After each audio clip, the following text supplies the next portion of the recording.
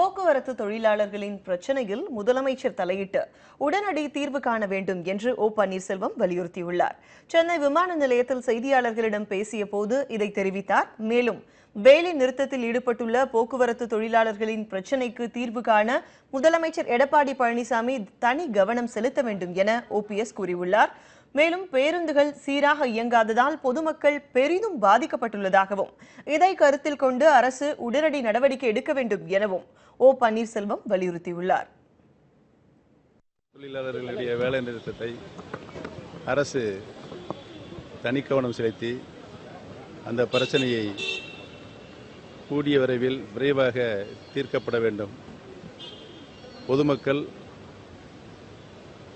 அதிகமாக பஸ்கள் ஓடாமல் இருப்பதிலிருந்து மிகுந்த சிரமத்திற்கு உள்ளாக்கப்பட்டிருக்கிறார்கள்.